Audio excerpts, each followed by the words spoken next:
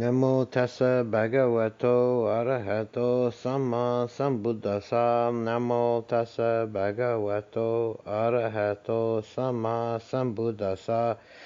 Namo tassa bhagavato arahato samma sambuddhassa.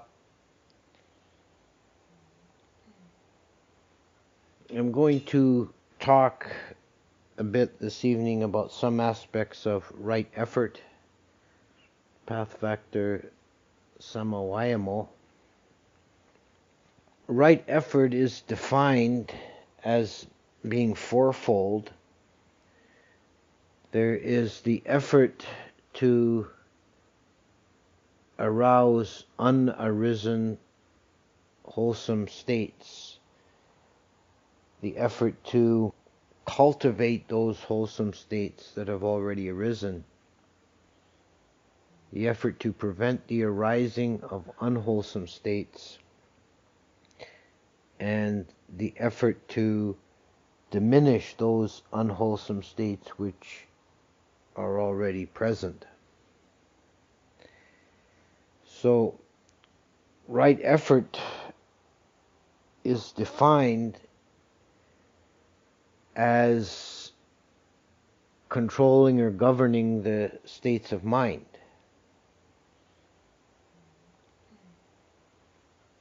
So it's all about purifying the mind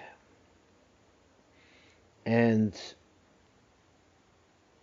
cultivating more beneficial states. So obviously the first thing that is needed is a clear, mindful knowing of the contents of the mind, so you can see the contents of the mind, see the tendencies, the impulses, the sankharas in the mind, and distinguish between those which are kusala, skillful, beneficial, helpful, and those which are akusala, unskillful, harmful, of a negative nature. Right effort means not stopping at just knowing the mind, not resting content with simply being aware of the contents of mind, but making an effort to cultivate and purify the mind.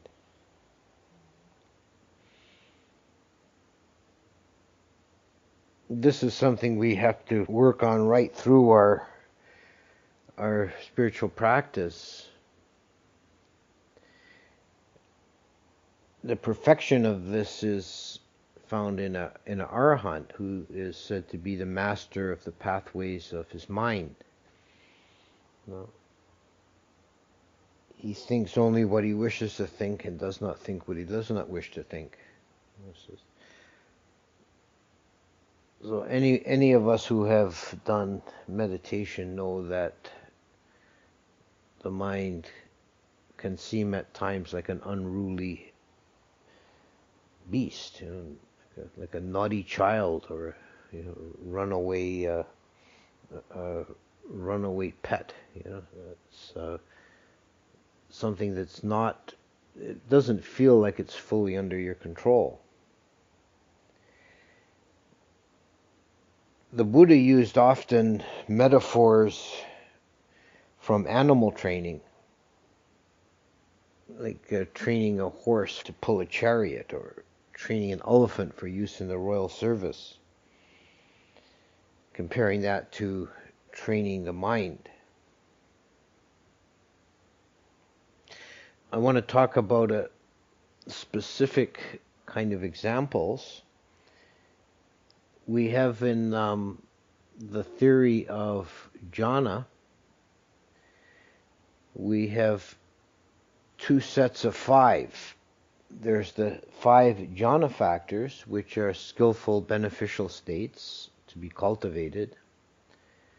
And there are the 5 hindrances, the nivaranas, 5 unwholesome states to be diminished and eliminated.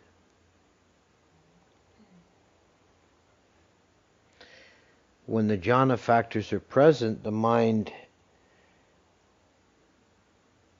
naturally unifies and goes into deeper and deeper samadhi.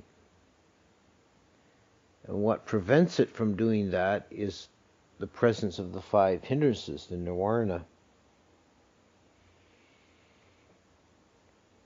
When the 5 hindrances are quiescent, when they're not present, and when they're not active in the mind, then the mind naturally settles into deeper samatha, and the samadhi progresses without apparent effort.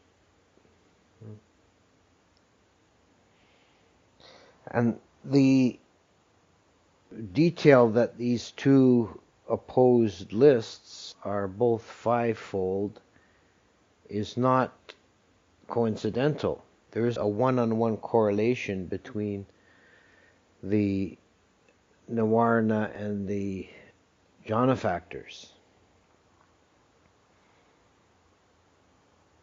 The nirvanas are those negative or harmful mental states that distract the mind and pull it away from its natural resting equipoise that will be accompanied with the arising of the jhana factors.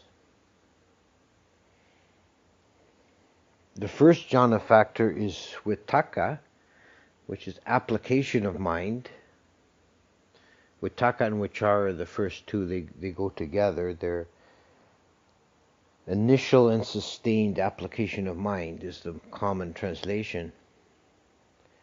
And there are various metaphors given for distinguishing them. Vitakka is like a bird beating its wings to take off, and then vichara is like the bird gliding, soaring through the sky with holding the wings steady. Or vitakka is like striking the gong to make a sound, and vichara is like the steady sound that emanates from the gong. Or vitakka and vichara are compared to if you're holding a brass object and polishing it. The hand that's polishing, that's rubbing, is vitakka, and the hand that's holding it steady is vichara. So vitakka has this more active component. It's the striking of the object with the mind. And the hindrance of sloth and torpor is overcome by vitakka. So these are opposite factors, and they cannot coexist in the mind at the same moment. So you either have vitakka or not, and if you don't, you probably have some degree of sloth and torpor, dullness and heaviness of mind. And when the sloth and torpor factor is overcome, then vitakka is naturally present. It's like as if it was smothered or covered over by the sloth and torpor. Sloth and torpor is compared in analogy with the mind. The purified mind is like a bowl of clear water, and sloth and torpor is like the water is covered with pond scum. So it's like a heavy weight and a darkening of the mind. This is where effort in the narrow sense of the meaning, putting effort, trying, this is where this applies, raising vitakka, striking the object. If you feel the mind sinking into dullness, then raise that sense of striking on the object, paying sharp attention to the object. the factor of vichara, the holding of the object, is opposed to the hindrance of doubt, skeptical doubt, vicikiccha. Because doubt is a wavering of the mind, it's a non-stillness of mind. The mind can't be at peace because it's uncertain. It has uncertainty would be another translation for vicikiccha. There's an inability of the mind to rest because it doesn't have confidence or trust or faith in the practice. So the mind is shaky. It's not steady. No? And the presence of doubt in the mind prevents the arising of the factor of vichara, prevents the sustained holding of the object. When there's faith and trust and confidence, then naturally the mind will just hold the object. It's as if the mind cherishes the object. Because the mind has no doubt about the value of doing so. The factor of piti is the one that is commonly translated as rapture. So I've also seen it translated as happiness or zest. It's an energetic factor in the mind and also felt in the body. Energized, joyful feeling that wells up in the body as the samadhi deepens. It's a naturally occurring kind of exuberance that arises in the body-mind system. The Buddha compares it in one metaphor to a still pool in the mountains, and no rain falls into the pool and no streams feed into the pool, but it's constantly refreshed from an underground spring. The pool being the mind, or probably in this case more the whole body-mind system. And piti is refreshing, energizing, cleansing, healing energy that wells up from within. The Brahma gods are said to feed on piti. It serves as their food, as their nourishment. Even in the human case, for a human meditator having piti arising, it has a kind of energizing or nourishing quality to it,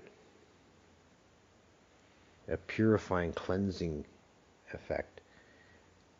And this is opposed to the hindrance of ill will. When there's negativity, anger, irritation, hostility, all this whole spectrum of negative emotion that prevents the arising of piti. As the mind is caught in a downward spiral of negativity. It can't open to that naturally occurring energy. It blocks it, diverts it. So when we're able to make the factor of negativity, of ill will, diminish and become quiescent, not active, then this opens the floodgate, and the piti will naturally occur. If there's negativity in the mind, it won't occur. This is a simple thing.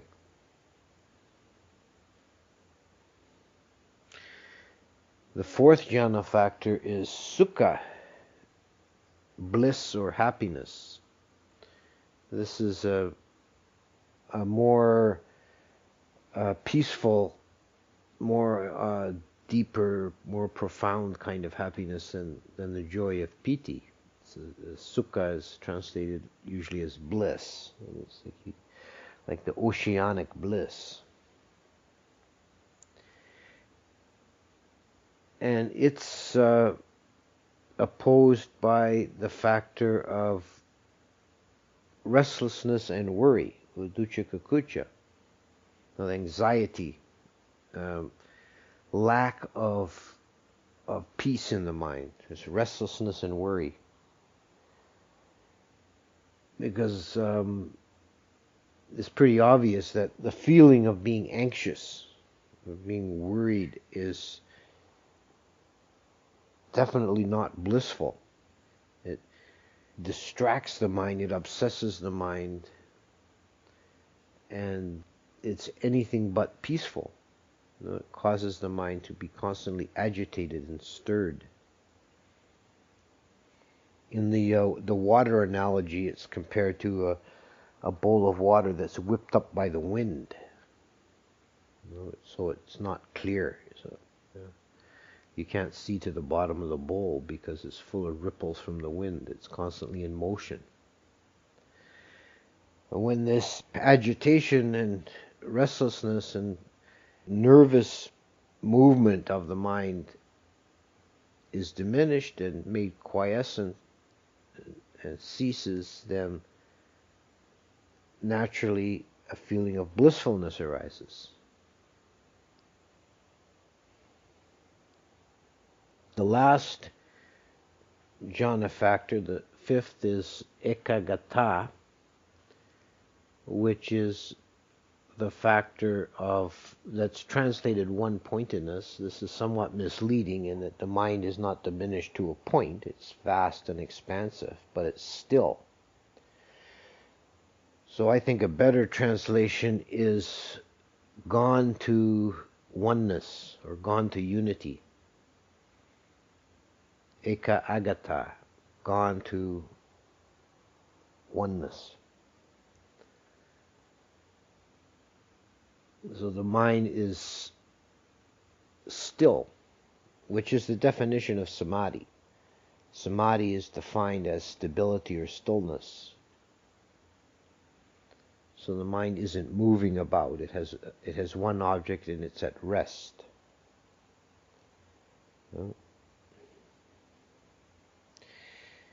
And the opposite of this is sensual desire. The hindrance of sensual desire, because the mind does not have, at that time when it's indulging in sensual desire, it is not unified. It's not settled on a single object. It is manifold objects. There's nothing in the cosmos more complex and variegated than the sense desire realm. This is the nature and quality of this realm, is that it's variegated, that there's many forms and possibilities and experiences and objects. There's a multiplicity, a great multiplicity. And the mind that's caught in that cannot come to unity. So with mindfulness and a degree of wisdom, you can look into your own mind when you're meditating and know what's holding you back, and see which hindrances are present in the mind, and make some effort to diminish them.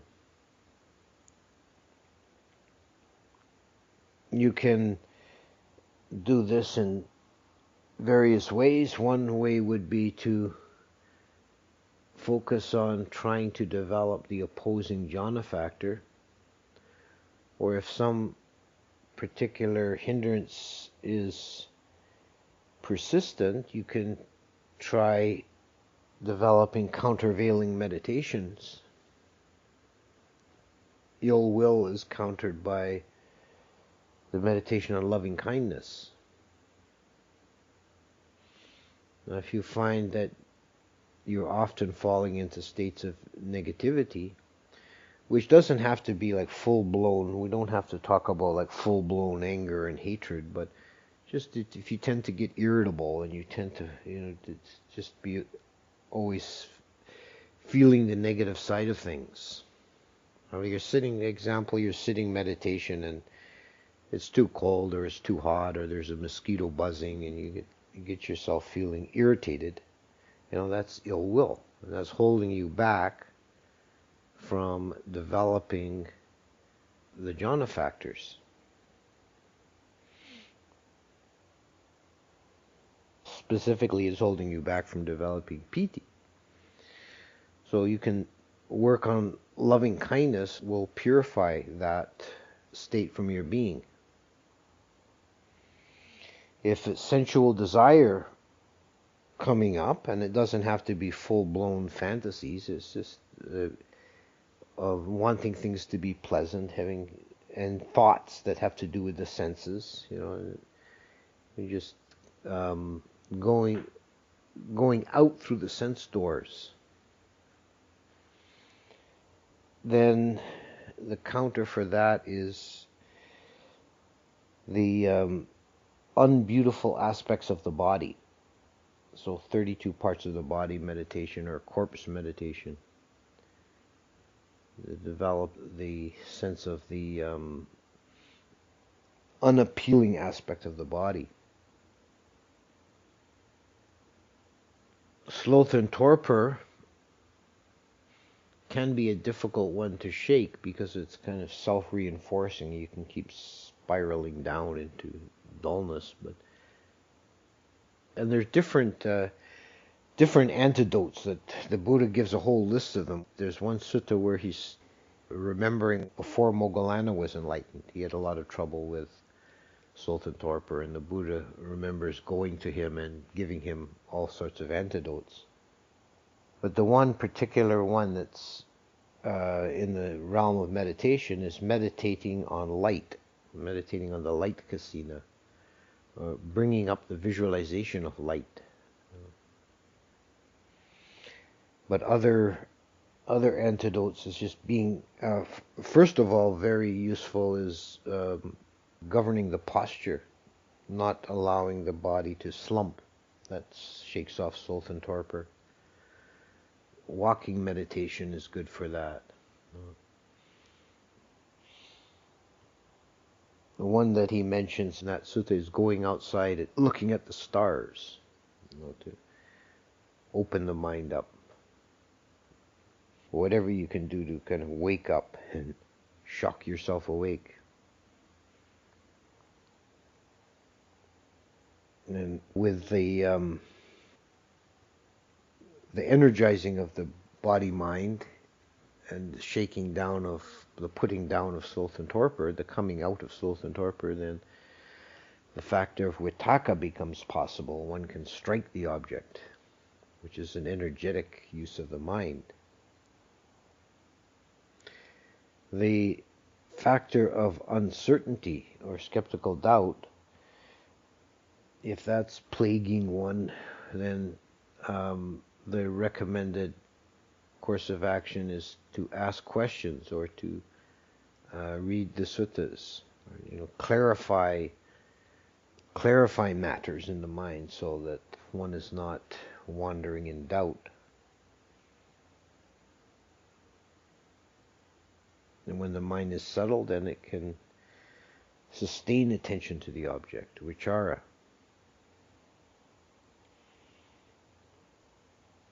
Anxiety and worry is countered by mindfulness of breathing. Mindfulness of breathing is the specific antidote for worry, because the process is very peaceful and it stills the thought process. And as an aid to that, if the mind is caught up in tangled up in thought process, one can modify the breathing practice using a mantra like Budo is commonly used in Thailand. Bu on the in-breath, Do on the out-breath. And this takes up that thought formation and is an aid to stilling the thought formations. Another variation is to pay attention to the breath at the abdomen. We generally in our tradition we mostly emphasize breathing at the nose tip, but breathing at the abdomen is a good alternate practice. It's the commonly done in Zen. When they do breath meditation, they use the movement of the belly as the object. And for someone who is prone to anxiety and worry and getting caught up in running scenarios in the mind, it can help to bring consciousness down below the neck. It can be very useful. It can be more peaceful abiding. And when we subdue that quality of anxiety, then we naturally can settle into ekaggata, unity of mind.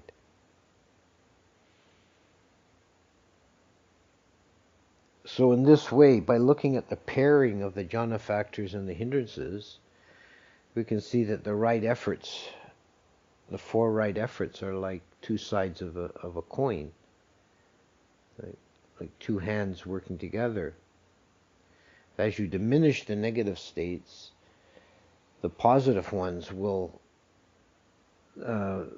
arise easily without effort.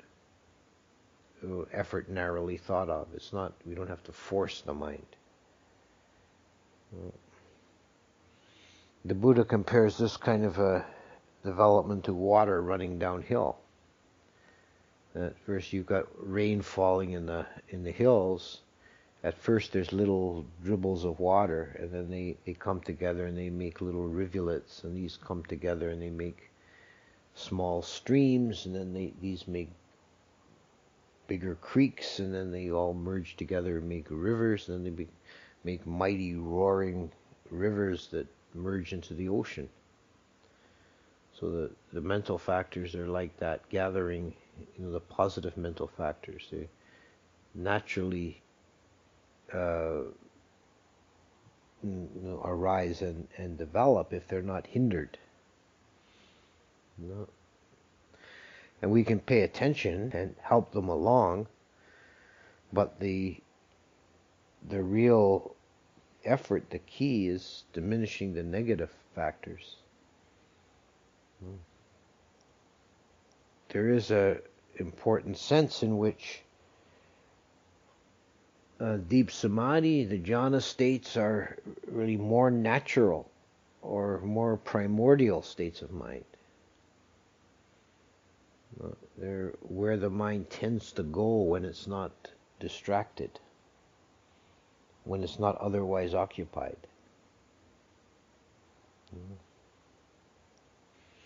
So these principles you can apply very precisely, specifically to the hindrances and jhana factors, but they also apply in a more general way to all of our mental activity. That the part of the Eightfold Path is this right effort, which means working to diminish any harmful mental states, not tolerating them in the mind,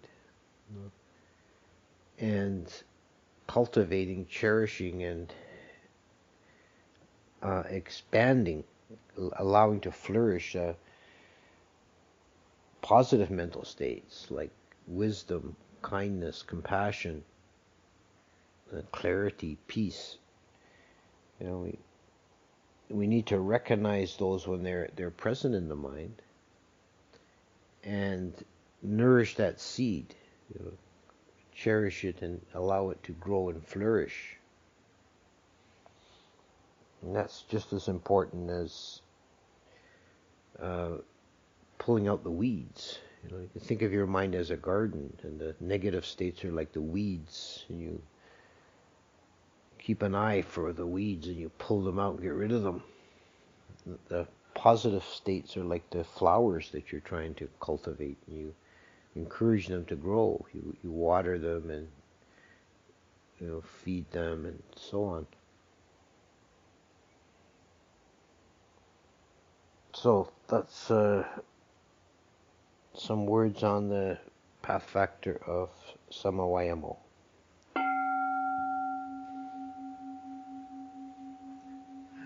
Mayam Dhamma Kataya Sadhu Kalam Dada Masai Sadhu, sadhu, sadhu.